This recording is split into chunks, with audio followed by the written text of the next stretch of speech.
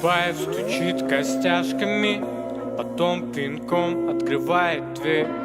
Выглядит так, как будто ходил за 3-9 с лишним земель. Охранники клуба катаются, воют, держатся причинных мест. Чапаевым связываться не стоит. Чапаев глядит окрест. В клубе музыка и дурманы, розовые миры.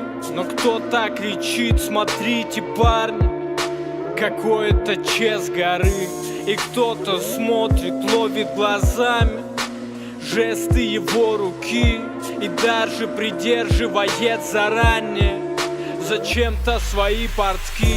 Чапаев медленно выговаривает странное слово «засим». Чапаев медленно устанавливает на барную стойку Максим. Чапаев не страшный, одет не в черное, нету при нем косы, но строчит пулемет, строчит пулемет.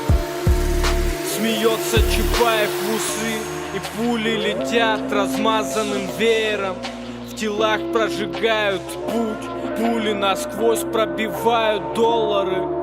Толкает бумагу в грудь, выходят из тела, летят в офшоры, в подставные счета.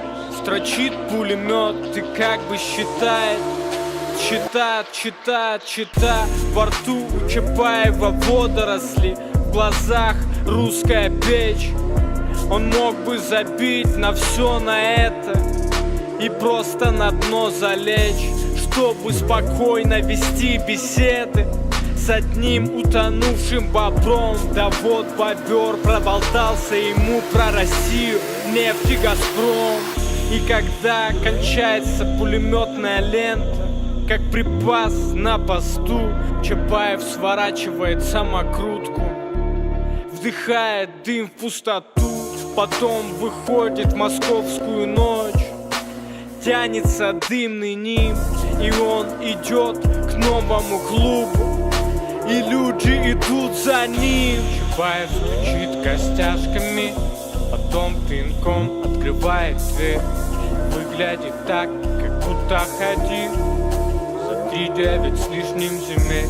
Охранники клуба катаются, воют, держатся причинных мест. Чапаевым связываться не стоит.